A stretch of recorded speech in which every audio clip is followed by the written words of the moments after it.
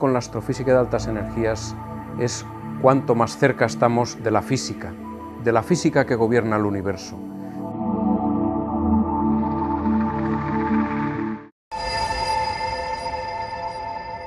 En los astros ocurre una variedad de fenómenos muy amplia. Tenemos desde gases muy fríos que forman moléculas, partículas de polvo, pero a la vez tenemos también fenómenos donde la materia alcanza unas temperaturas muy elevadas, unos movimientos muy bruscos, unas grandes turbulencias, campos magnéticos muy fuertes que hacen mover a las partículas a velocidades muy cercanas a la velocidad de la luz. Es precisamente esa clase de fenomenología, la más violenta, la más energética, la que acaba dando lugar a radiación X y radiación gamma, es decir, la radiación de altas energías. Las radiaciones X y gamma bombardean la Tierra como todas las radiaciones que nos llegan del universo. Sin embargo, nosotros tenemos una capa protectora maravillosa, que es la capa de ozono, que impide que ni las radiaciones X ni las radiaciones gamma penetren en la atmósfera y lleguen a la superficie de la Tierra, porque eso podría ser letal para la humanidad y desde luego para toda la biosfera. Claro, eso para el astrónomo es un problema. Nosotros queremos observar el universo en rayos X y rayos gamma y normalmente tenemos que hacer esto o bien utilizando métodos indirectos o bien enviando sondas al espacio. La astronomía de rayos X tiene hasta fecha de nacimiento, es un caso un poco raro en esto de la astronomía, pero nació en julio de 1962. En esa época, el premio Nobel Riccardo Giacconi y unos colaboradores suyos consiguieron lanzar un cohete que estuvo algo más de 5 minutos por encima de los 80-100 kilómetros de altura a los que nos tenemos que ir para observar el universo en rayos X.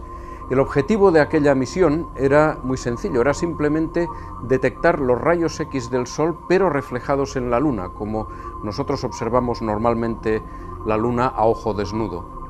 La sorpresa fue mayúscula cuando, al analizar la telemetría de esa misión, Riccardo Giacconi y sus colaboradores descubrieron que de la Luna no había ni rastro y que, sin embargo, había una fuente en el universo potentísima que, cuando se comparaba su posición con las placas del cielo que se habían construido con telescopios ópticos durante siglos, se veía que provenían de una estrella que en el rango visible prácticamente no brillaba y en cambio en rayos X brillaba muchísimo. La astronomía de rayos gamma tiene una historia relativamente más reciente y de hecho la Agencia Europea del Espacio, que es otro caso en el cual Europa ha sido quizás pionera en este tema, la primera misión científica que lanzó, que fue COSB, fue precisamente para detectar rayos gamma del universo. Lógicamente, solamente consiguió detectar también unas muy poquitas fuentes en el universo y después, con el paso del tiempo, la mejora de la tecnología, pues ahí se ha abierto también una rama de la observación astronómica. Observar radiación de altas energías es cualquier cosa menos fácil. ¿Por qué es tan difícil observar las radiaciones de rayos X y de rayos gamma? Bueno, el primer hecho es que la atmósfera nos lo impide, pero aun suponiendo que pongamos un telescopio fuera de la atmósfera, es muy difícil hacer imágenes en rayos X e imágenes en rayos gamma. ¿Por qué? Si uno pone un espejo, como tienen los telescopios ópticos convencionales, frente a una emisión de rayos X, los rayos X simplemente van a atravesar este espejo, no vamos a conseguir reflejarlos, no vamos a conseguir hacer imágenes. Entonces ha habido que desarrollar una serie de técnicas que se han mejorado muchísimo en los 40 últimos años, mediante las cuales conseguimos focalizar rayos X e incluso rayos gamma de bajas energías. Y así hemos conseguido, por ejemplo, tener ahora mismo un telescopio en órbita, Chandra, de la NASA, que es capaz de formar imágenes en rayos X tan nítidas como las de un telescopio óptico en la superficie de la Tierra. En los últimos años se ha ido desarrollando un método novedoso para detectar desde la superficie de la Tierra, y eso es muy importante destacarlo, la radiación gamma de muy alta energía. Eso se consigue no detectando directamente los rayos gamma, sino detectando los subproductos que se obtienen cuando uno de estos rayos gamma de muy alta energía impacta en la atmósfera. llevan tantísima energía que son capaces de producir un chorro, una auténtica ducha de partículas, y que esa ducha de partículas acaba convirtiéndose en una especie de cono de luz. Este cono de luz se recoge con unos telescopios especializados, que son telescopios de luz visible, los telescopios llamados Cherenkov. Y con esto hemos abierto una nueva ventana al universo. Para observar el universo en rayos X o rayos gamma de baja energía necesitamos ir al espacio, no hay manera de hacerlo desde Tierra. Entonces, esta rama de la astronomía se ha desarrollado lógicamente en los últimos 40 o 50 años, cuando tenemos simultáneamente 3 grandes observatorios de rayos X en órbita. Tenemos Chandra de la NASA, lanzado en el año 1999, que es capaz de hacer unas imágenes con una nitidez extraordinaria en la banda de rayos X. Tenemos XMM Newton, también lanzado en el año 1999, que es capaz de recoger muchísimos más rayos X que Chandra y por tanto es de una extrema utilidad para hacer espectroscopía y astrofísica en general. Y tenemos desde hace menos Suzaku, que es una misión de la Agencia Espacial Japonesa, que ha extendido la sensitividad de estos 2 observatorios a energías un poquitín más altas. ¿Qué es lo que vemos en altas energías? Pues sobre todo vemos fenómenos muy energéticos. Dentro de nuestra galaxia estamos viendo púlsares, estamos viendo estrellas binarias donde las 2 estrellas están muy cerca, se están cediendo masa material la una a la otra y esta masa al caer a la otra estrella emite radiación. Estamos viendo restos de explosiones de supernova, es decir, estrellas que han explotado y los cascotes de esta explosión están chocando con el material circundante. Esto lo estamos viendo brillar en rayos X. Y fuera de nuestra galaxia estamos viendo sobre todo lo que nosotros conocemos con el nombre de galaxias activas. Además de esto tenemos también cúmulos de galaxias, tenemos agrupaciones de galaxias donde estamos viendo una gran cantidad de emisión en rayos X debido a gases calientes. Estamos viendo también estrellas activas dentro de nuestra galaxia. Estamos viendo un zoo muy distinto al que nosotros vemos cuando observamos el universo en longitudes de onda ópticas. Un agujero negro, a pesar del nombre, no es en la astrofísica actual nada exótico. Estamos hablando simple y llanamente de un objeto astronómico en cuya superficie la gravedad es gigantesca. En un agujero negro, la energía que hace falta para escaparse del campo gravitatorio es tan grande que ni tan siquiera la propia luz puede escapar. Entonces uno se pregunta, ¿y los astrónomos qué hacemos observando una cosa que es inobservable? Porque si ni tan siquiera la luz puede escapar de un agujero negro, ¿qué es lo que observamos nosotros? En realidad lo que nosotros observamos no es el agujero negro en sí, sino es esta materia circundante que al caer hacia el agujero negro se pone incandescente y irradia una cantidad de energía por unidad de tiempo gigantesca. Gracias a la observación en altas energías, que la recogemos de esa materia tan cercana al agujero negro que está literalmente cayendo hacia adentro, tenemos una forma de observar el comportamiento del campo gravitatorio en condiciones absolutamente extremas. Es, por tanto, un laboratorio único para verificar la teoría de Einstein de la relatividad general, que es la teoría de los campos gravitatorios fuertes. Cuando una estrella con suficiente masa va agotando el combustible de la central nuclear que tiene en su núcleo, la estrella va colapsando, se va haciendo cada vez más pequeña, porque la gravedad tiende siempre a compactarla más. Llega un momento en que lo único que es capaz de detener este colapso en algunas estrellas es un fenómeno físico que se puede decir de forma muy poética como el principio de exclusión de Pauli, pero de forma mucho más prosaica se puede entender como el principio de que la materia es impenetrable, que no podemos meter a 2 partículas en el mismo sitio. Este principio de impenetrabilidad de la materia acaba, en algunos casos, deteniendo el colapso de las estrellas y formando lo que nosotros conocemos como una estrella de neutrones. Las estrellas de neutrones son estrellas extraordinariamente compactas. Si el Sol colapsara en la forma de una estrella de neutrones, tendría un radio de tan solo unos 10 kilómetros. Pero incluso ocurren otros fenómenos, que es que episódicamente las estrellas de neutrones emiten chorros de materia, y los emiten desde su superficie, desde lo que nosotros llamamos la fotosfera. Bien, esta superficie está sometida a un campo gravitatorio tan intenso, casi como el de un agujero negro, y entonces la radiación que escapa de estas estrellas de neutrones también tiene que perder una parte muy importante de su energía, y eso nosotros lo podemos medir, porque sabemos a qué energía emite los átomos de hierro, sabemos a qué energía emiten los átomos de oxígeno, y medimos a qué energía estamos recibiendo esta radiación. Por la diferencia sabemos cuál es la que ha tenido que emplear la luz para propulsarse desde la superficie, y por tanto podemos tener una medida directa del campo gravitatorio en la superficie de la estrella de neutrones.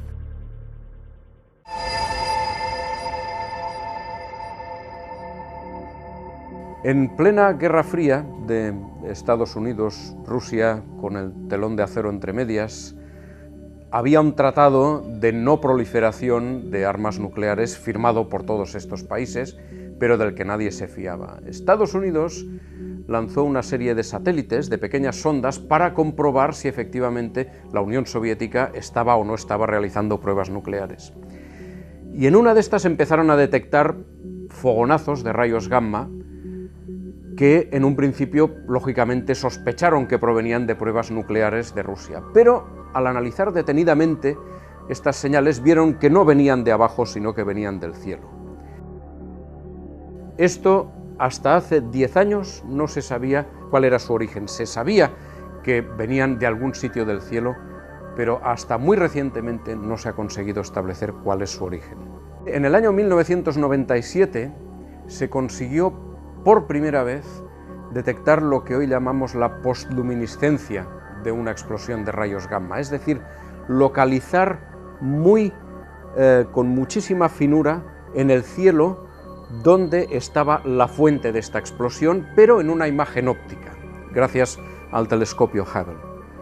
Se consiguió medir la distancia a esa postluminiscencia, a esa emisión retrasada del estallido de rayos gamma, y se descubrió que este emisor era otra galaxia muy alejada de nosotros. Esto resolvió años, prácticamente décadas de debate entre dos escuelas, una que decía que los estallidos cósmicos de rayos gamma ocurrían dentro de nuestra galaxia y otra que decía que ocurrían en lugares muy remotos del universo.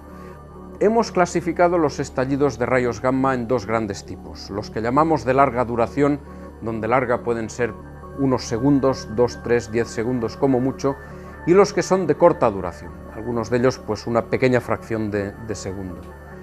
Los mejor estudiados, porque son más fáciles, son los de larga duración. Y estos nosotros creemos hoy en día que se deben simplemente al colapso de una estrella muy masiva en rotación muy rápida. Estallidos cósmicos más cortos, de rayos gamma más cortos, los tenemos un poquitín más difíciles para entender, pero hay una creencia generalizada que probablemente estemos hablando de una colisión entre dos estrellas de neutrones.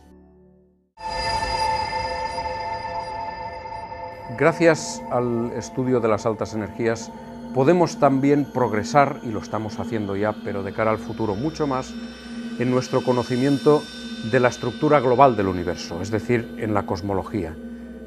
Por lo menos en 4 frentes, en lo que es el crecimiento de los agujeros negros gigantes que hay en el centro de las galaxias, en lo que es la emisión en rayos X de los cúmulos de galaxias, para detallarnos cómo se han formado, en lo que es la evolución química del universo, cómo se crean, cuándo y dónde los elementos químicos pesados en el universo, y finalmente un problema muy importante, que es cómo localizar el casi 50% de átomos en el universo que no sabemos dónde están. ¿Dónde están la otra mitad de estos átomos? Nosotros pensamos, y así lo dicen las simulaciones que se hacen en cosmología, que esta otra mitad de átomos que no vemos con nuestros telescopios están dispersos por el medio intergaláctico, es decir, entre galaxias y galaxias. Es un gas, un plasma extremadamente tenue, muy difícil de detectar y que estaría a una temperatura pues entre unos 100.000 grados quizás o hasta 1.000.000 de grados. Queremos investigar con muchísimo más detalle cómo se comporta la materia en condiciones extremas, en condiciones donde hay un campo gravitatorio extraordinariamente fuerte o la materia está confinada dentro de una estrella de neutrones que en realidad es como un núcleo atómico gigante. Afortunadamente, con las altas energías vamos a poder avanzar en estos frentes, vamos a poder estudiar con todo lujo de detalles cómo está cayendo la materia alrededor de un agujero negro, cómo está girando y cómo está, en última instancia, metiéndose dentro del agujero negro. Vamos a poder estudiar estrellas de neutrones con todo lujo de detalles y con ello inferir cómo es el estado de la materia a densidades incluso mayores que las de un núcleo atómico. También esperamos poder estudiar con todo lujo de detalles cuándo y cómo se forman las agrupaciones de galaxias, cuándo empiezan de verdad a agruparse entre ellas y a crecer y a hacerse más grandes, porque eso es fundamental para comprobar que el modelo cosmológico que tenemos es el correcto y no otro. Y finalmente queremos también avanzar muchísimo en comprender cómo los agujeros negros gigantes que hay en el centro de las galaxias interaccionan al crecer con las estrellas que se están formando en estas mismas galaxias. Sabemos que cuando un agujero negro gigante está tragando materia a una gran velocidad, está emitiendo una grandísima cantidad de radiación que esteriliza todos sus alrededores contra la formación de estrellas. Es imposible formar estrellas cuando tenemos un agujero negro creciendo a velocidad muy grande. Entonces, hay una relación entre los dos procesos. Queremos estudiar esta relación a lo largo de toda la historia de la cosmología.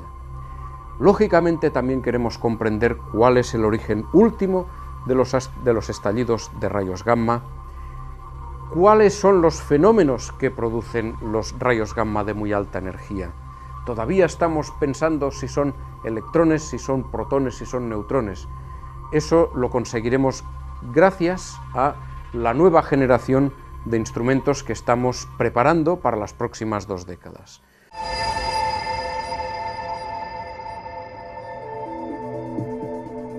Yo empecé mi tesis doctoral trabajando en física de plasmas, que es también física de altas energías de alguna forma.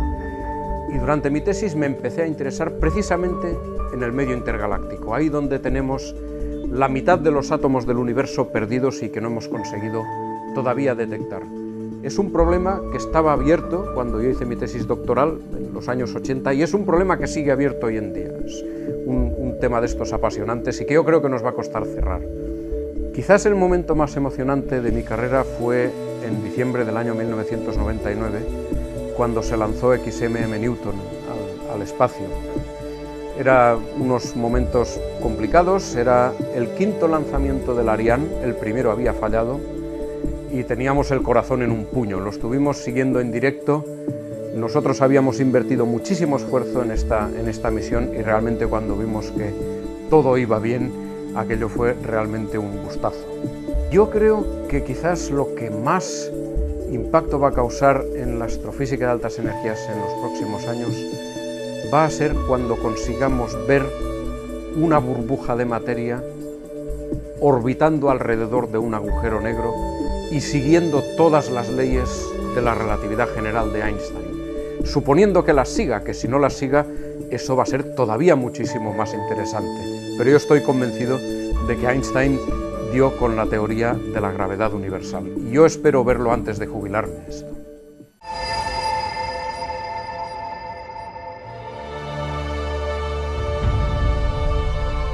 Yo creo que el Año Internacional de la Astronomía es una ocasión única que no debemos desaprovechar para llevar la astronomía a la sociedad. Hay una comunidad muy importante dentro del mundo de la astronomía que son los astrónomos aficionados, son la gente que hacen astronomía, observación astronómica por el puro placer de hacerla. Creo que el esfuerzo conjunto que tenemos que realizar los investigadores y los astrónomos aficionados para llevar el placer de hacer astronomía a la sociedad y la necesidad de avanzar en nuestro conocimiento del universo lo podemos empujar muchísimo en el Año Internacional de la Astronomía.